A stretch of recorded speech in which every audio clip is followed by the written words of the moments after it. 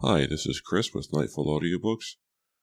This week I have Truth or Dare by R.L. Stine from the Fear Street series. I haven't read this book before. I wasn't able to find it in an EPUB or a text file or a Mobi or anything like that, so I purchased it from Ave Books. The book itself is kind of beat. The jacket's got some wear. The pages are kind of bent inside, and that's okay. It's a used book. What do you want? I don't know anything about this book. On the front, there's two people on a ski lift, and they look kind of horrified. That's all I got. I don't have any idea what this is going to do. It's a very short novel. It's less than 150 pages, but it has like 29 chapters.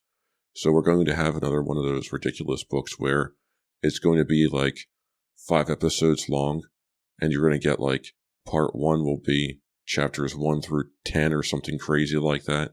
There's going to be some longer chapters in here somewhere, but I wouldn't expect any chapter to be anywhere above 10 minutes long. I don't know how many characters there are. We're going to have to just figure that out as we go. As always, I am not a trained voice actor. I'm just a guy that does this for fun. And this time I am in a different studio, so if I sound a little bit different for these first few chapters, that's why. I will be at my normal studio tomorrow recording, as I usually do. So let's get started. If you want to get in touch with me, you can write me an email, nightfallaudiobooks@gmail.com. I'm also on YouTube at Nightfall Audiobooks. Feel free to like, comment, and subscribe. I also have a Patreon page, patreon.com/nightfallaudiobooks. So tell your friends, tell your mom, tell whoever you think would like to listen to me tell them tales from R.L. Stine. So thank you very much for listening, and let's get started. Welcome to a Nightfall Audiobooks production of Truth or Dare by R.L. Stine, a Fear Street novel, Book 28. Chapter 1. The long white stretch limo rolled over a deep pothole in a twisting country road. Sitting in the back, enjoying our unaccustomed luxury, my friends and I felt only the tiniest bump. "This car is awesome," Ken Knight declared. "I think I'll get one after graduation." "In your dreams?" Jenny Bird replied. "You had to borrow on your allowance to get your bike fixed?" She gave him a hard shove, which sent him bumping into me. Jenny, Ken, and I were slouched low in a smooth black leather seat. Ken sat in the middle. A boy named Josh Berman sat across from us. The three of us didn't know Josh. He didn't go to Shadyside High. Josh seemed quiet and shy. He hadn't said 2 words since we had stopped to pick him up. He was short and very thin, but kind of good-looking. He had wavy black hair and dark eyes. He wore glasses and kept constantly pushing them up on his nose, a nervous habit. As we rode along, he stared out the window, pretending to be interested in the scenery. Sometimes he laughed at the things we said, but he didn't offer comments of his own. Too shy, I guess. "April, I'll buy you a limo too," Ken declared, turning to me with a grin. "What color do you want?" "Lime green," I answered, without thinking about it. "And I'd like a sky blue one too. For weekends, with a pale blonde interior, to match my hair." "Okay, 1 lime green limo for Miss April Leeds," Ken said. "If Dara can have a limo, I don't see why we can't all have one." "Dara is rich," I reminded Ken, even though I didn't have to. We all knew Dara Harker was rich. Dara reminded us constantly. "Where is Dara?" Josh suddenly spoke up. He had been silent for so long, he startled me. "She told me she'd be riding to the ski house with us," he said. "Huh? Are you kidding? Dara ride with us peasants?" Ken cried in mock horror. Jenny and I laughed, but Josh didn't crack a smile. "Dara is coming up with her parents in the Jeep," I told him. "So we'll have a 4-wheel drive car in the snow." "What snow?" Jenny complained, glancing out the window. Evening had fallen, sending a hazy wash of gray over the passing farms. A silvery frost blanketed the dark, winter-bare fields. It was cold enough to snow, but we hadn't seen a single flake in days. "I turned on the Weather Channel before I left," Jenny said, brushing back her short brown hair. She tugged down the sleeves of her sweater. "I always watch the Weather Channel before I go anywhere. They said a 40% chance of flurries. Maybe sleet instead of snow," Ken said. I groaned. Jenny and Ken have been going together for so long, they finish each other's sentences. It's really disgusting. Sometimes they're like an old married couple. They even fight like an old married couple. They yell at each other and call each other all kinds of horrible names. Then they kiss and make up and act as if nothing happened. I've seen them do it. and even though Jenny is my best friend, I have to say, it's disgusting. Maybe I'm jealous. I don't know. I guess I'm jealous of Jenny's dark, dramatic good looks. She's just about the most beautiful girl at Shadyside High, in my opinion. She has perfect hair, short and dark brown and sleek, and perfect oval-shaped blue eyes, and beautiful skin that always looks tanned. Jenny had a good bod, too. Not skinny and shapeless like mine. My little brother Jerry says I look like a 10-year-old boy. Nice kid, huh? With those awesome looks, Jenny should be the most confident person in the world. But she gets nervous at parties and sometimes gets totally tongue-tied in class. And she clings to Ken as if she can't get along without him. I don't know what her problem is. Not that Ken isn't good enough for her. He treats Jenny pretty nicely, actually. So many girls would die to go out with Ken. He's probably one of the best-looking guys at school, with his thick, wavy dark hair and dark eyes. And he's definitely the best built, tall and muscular, but not too bulky. What kind of Jeep does Dara have? Jenny asked. A Renegade? No way, Ken replied, shaking his head. She's got to have a Grand Cherokee. It's the biggest Jeep they make. It's like a truck. If it doesn't snow, we'll die of boredom, I declared unhappily. Maybe you will, but we won't, Ken replied, snickering. He turned and nuzzled his face against Jenny's cheek. She kissed him. Why do I have to spend so much time in my life watching Jenny and Ken make out? I turned my attention to Josh. Where do you go to school? I asked. He cleared his throat and pushed his glasses up on his nose. Cumberland, he replied. He wore a dark ski sweater over baggy faded jeans. He had his hands shoved into his jeans pockets. What year? I asked. 11th grade, he said. Me too. How do you know Dara? I asked. My father works with her father, Josh replied, glancing out the window. They're partners in the same law firm. Sometimes we vacation together, up at Cape Cod. I've been kind of bored, so I asked Dara if I could come up this weekend. So you know Dara pretty well, I commented. Yeah, pretty well, he said. I thought I saw his cheeks turn red. He turned to the window again, and I saw a glint of silver, a tiny lightning bolt on one earlobe. We rode along in silence for a minute or so. It was hard to keep a conversation going with Josh. I was running out of questions. Why did I have to ask all the questions, I wondered. Why didn't Josh ask me something? We don't know Dara that well, I babbled on. I mean, Dara hasn't lived in Shadyside long. We sit next to each other in science lab, and Dara asked if I'd like to come skiing this weekend and see her fabulous ski house. She said I could invite Ken and Jenny, so here we are. Josh nodded, but didn't reply. He was really giving me a pain. I don't like the strong silent types, or the weak silent types. I decided to force him to talk. Do you ski? I asked. I ski a little, but just well enough to break some bones, he replied. We both laughed. I was glad to see that at least Josh had a sense of humor. The fields had given way to pine woods, and the limo started to climb steep hills. We all took Cokes from the little refrigerator. Jenny picked up the car phone.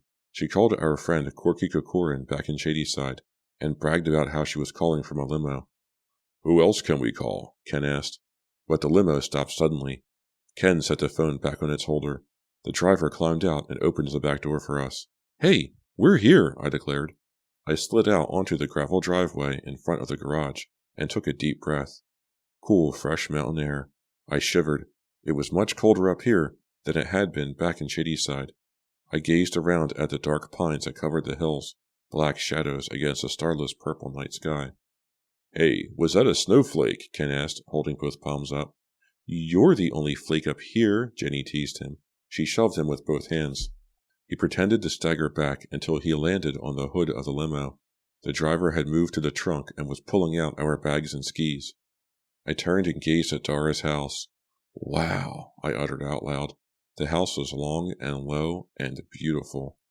Jenny and Ken stepped up beside me, their shoes crunching over the gravel. It's so much bigger than I expected, I exclaimed. Built of redwood panels with enormous windows along the front, the house looked like a traditional ski lodge. A ski lodge that had been stretched out to cover the entire hilltop. I've been here before, Josh announced. It's awesome. There are no other houses around to ruin the view. There are glass doors and huge windows in back. You can see down the hill for miles. Pale white light suddenly rolled over the front of the house. We turned and saw 2 headlights floating through the darkness, hovering nearer. Dara's Jeep pulled up beside the limo, jerking to an abrupt stop an inch or two from our suitcases. The headlights flared over the front of the house. Dara honked the horn twice. Then she jumped out and came running over to greet us, her streaky blonde hair flying behind her. She was alone, I saw. No parents. You got here so fast, she cried. I wanted to be here before you arrived. Dara's blue ski jacket was unzipped over a white sweater. Dara, where are your parents? I asked. They couldn't make it, but I'm sure we can survive without them, Dara declared, with a mischievous gleam in her eyes. I swallowed hard. I knew my parents would never approve, but I was here now. I decided I just wouldn't tell them. Where's the snow? She demanded, gazing up at the sky. How can we ski without snow? We'll go crazy up here. What will we do? I hate charades. Promise me we won't play charades, and I stink at Trivial Pursuit.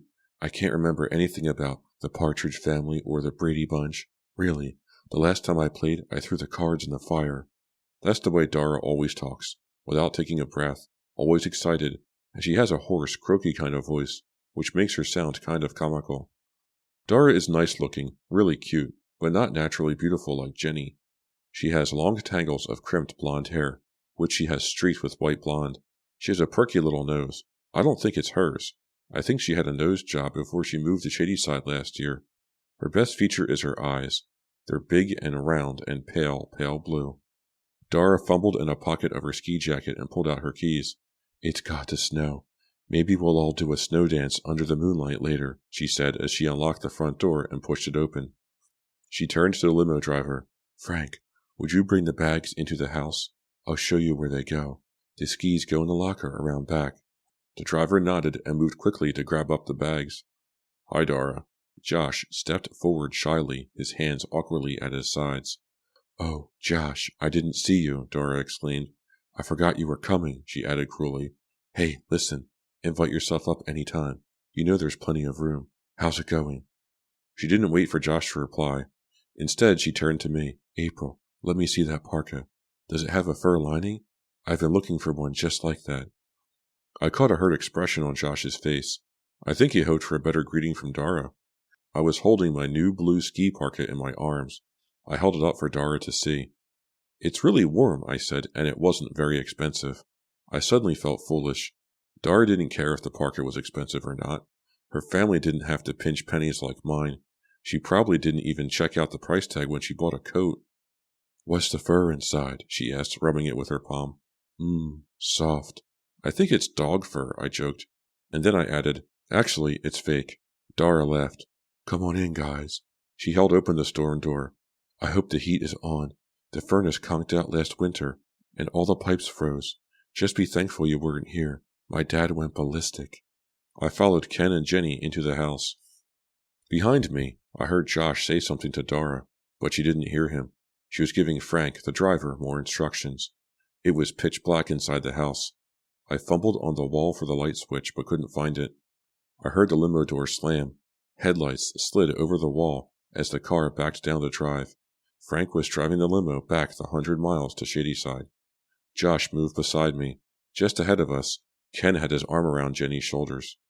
Dara, where's the light? I called. I took a step forward. It was so dark. Hey! Jenny let out a cry of surprise. What was that? She whispered. I heard it too. A creaking floorboard. All four of us froze in the darkness, listening hard. I heard a footstep. Then a thud, the sound of someone bumping against a chair or table. A cough. We're not alone, I realized. Someone is in here with us. Chapter 2. I took a step back. The footsteps came closer. I heard another cough. Behind me, Dara was just entering the house. She hadn't heard the sounds yet. Who was in the house, I wondered, gripped with fear. Some homeless people who had wandered in during the week? Burglars? The lights clicked on. Hey, Dara cried in surprise. We stared at a boy and a girl, about our age. They stared back at us. They appeared just as startled as we were. Tony, what are you doing here? Dara demanded. She knew the guy. Her tone wasn't exactly warm. Dara, he stammered. As he stepped forward, I could see that his long brown hair was messed up, and he had smeared purple lipstick marks all over his cheeks and chin. I didn't have to guess that Tony and a girl had been making out in the dark. They were so involved with each other, they hadn't heard us drive up. Hi, Dara, Tony said. He had a nice smile, but I didn't really like his face. There was something smug and stuck up about it. I could see that right away, and I hate guys with deep clefts in their chins. I don't know why, I just don't like it. This is Carly Ray, Tony told Dara. He pulled the girl forward. She seemed really embarrassed. Nice to meet you, she muttered. Carly's purple lipstick was smeared, and her auburn hair was messed up too, down over her forehead. She sure had a lot of it. She was short and skinny. She wore a red sweater that really didn't look good with her hair color. She had on a short black skirt over red tights. Her gums showed when she smiled. This isn't your week, Dara told him angrily, hands pressed against her waist. I can't believe you. Tony slapped his forehead. Did I mess up? Carly wiped a purple lipstick smear off Tony's cheek with one hand. Did I mess up? Tony replied. I'm sorry, Dara. I really thought this was my family's week. He didn't sound very sincere. I had never seen him before, but I could tell he was putting on a performance. He seems like a pretty phony guy. Dara turned to Jenny, Ken, and me. Meet Tony Macedo. His family and my family share this house, she explained. We have it every other week. And I thought it was our week, Tony declared, shaking his head. It's a really nice house, Carly commented to Dara. Very pretty. How could you see any of it in the dark? I wondered. Tony, I don't believe you did this, Dara said sharply, ignoring Carly's comment. Dara blew a wisp of hair off her forehead. I could see she was really angry. Tony's mouth spread into a sheepish grin. I don't believe I did it either, he replied. He slid an arm around Carly's waist. She cuddled against him and mumbled something in his ear. They couldn't seem to keep their hands off each other. But I don't get it, Dara sputtered. Don't your parents keep a calendar? Don't they keep a record of... My parents don't actually know I'm here, Tony confessed. His dark eyes flashed. You can keep a secret, right, Dara? He tried to keep it light, but I thought I heard a tiny threat in the way Tony said it. I mean, Carly and I sort of decided to come here at the last minute, he added. Carly smiled her toothy smile at us and held on to Tony. But how did you get here? Dara demanded. I didn't see a car or anything outside. We flew up to Eastham, Carly answered. Then we took a taxi. You came all the way up here without a car? Dara rolled her eyes. We really didn't think about it, Tony replied. It was a tough week. We just wanted to get away, do some skiing. I wondered if they had brought skis. They didn't seem to have outdoor activities on their minds at all. Suddenly, Dara leaned close to me. He's trouble, she whispered. Tony always is trouble. What did she mean? I wondered. I didn't have a chance to ask. Tossing her streaked hair over her shoulder, Dara turned back to Tony. Well, how are we going to settle this? She demanded. Settle it. He pretended he didn't understand. I didn't really understand what she meant either. Who's staying and who's going? Dara asked sharply. Tony's smile faded. His dark eyes narrowed menacingly. I felt a chill of fear. He can be dangerous, I found myself thinking. He let go of Carly and took a step toward Dara. His expression hardened. He balled both hands into fists. He's deliberately trying to scare us, I realized. I know how to settle it, Tony said coldly. Chapter 3. Dara didn't back down. She kept her hands pressed against her waist and stood her ground. Tony took another menacing step toward her. Ken stepped up beside Dara and glared at Tony. Ken is bigger than Tony, I thought, and a lot more powerful looking. If there was a fight, I think Ken would win. Only one way to settle it, Tony repeated. We'll just have to share. He burst out laughing. I let out a sigh of relief. Tony had really fooled me. Dara shook her head and frowned. Tony, you really are a jerk, she muttered. Did I ever tell you how much I hate your sick sense of humor? Lots of times, Tony replied. But at least I have a sense of humor, Dara. Oh, good one, Josh chimed in. I had completely forgotten Josh was there. He had wandered over by the fireplace, across the room from the rest of us. He had lifted a fireplace poker from its stand and held it in one hand. You keep out of it, Josh, Dara said sharply. Yeah, keep out of it, Josh, Tony parroted, grinning. He turned to Dara. Who's Josh? Just a guy, Dara replied. His father and my father work together. Lawyer dudes, Tony exclaimed. Dara introduced the rest of us to Tony and Carly. Tony spent a long time gazing at Jenny, checking her out. I caught an annoyed glimmer in Carly's eyes. She wrapped her hands around Tony's arm.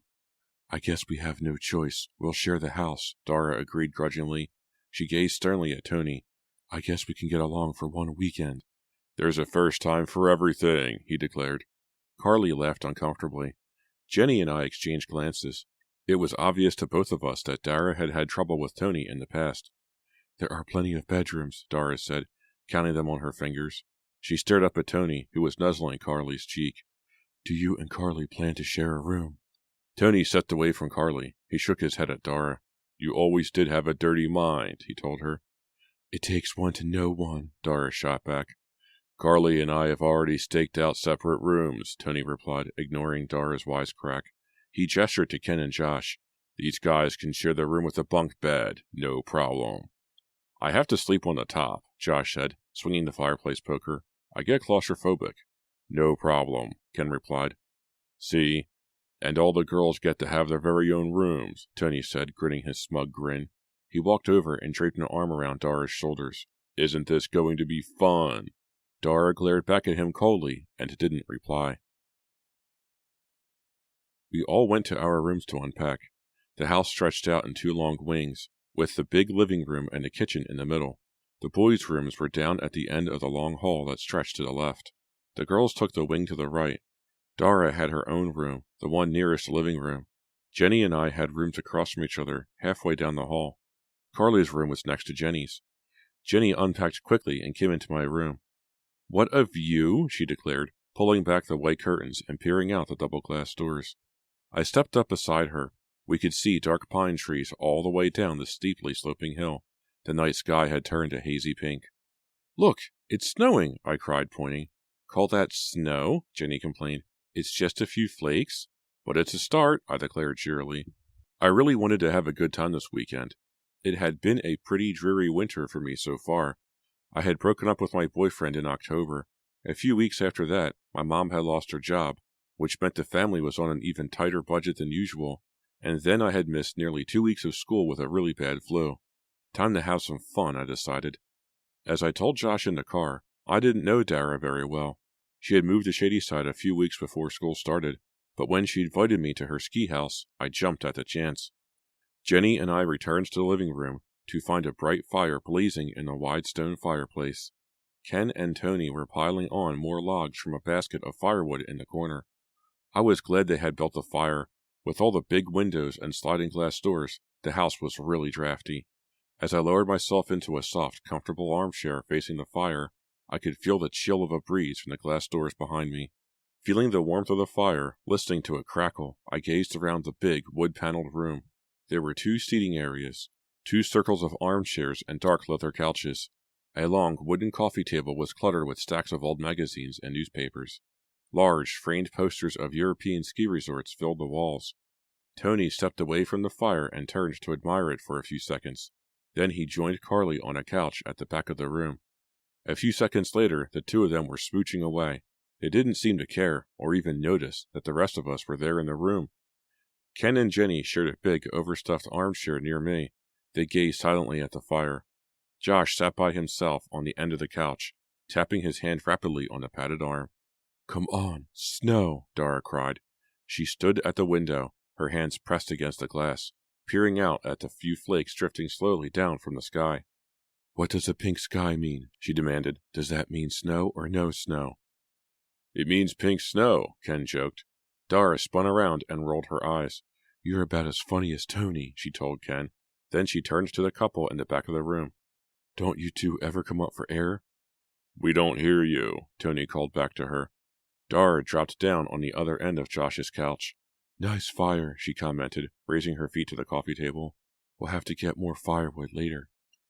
The 5 of us chatted for a while, about school, and about kids we knew. I kept glancing over at the front window, checking out the snow. It was coming down a little harder, big fluffy flakes. "I know a great way to start a weekend," Ken said suddenly, scratching his thick brown hair. "A big snowfall would start the weekend off just right," Dara commented.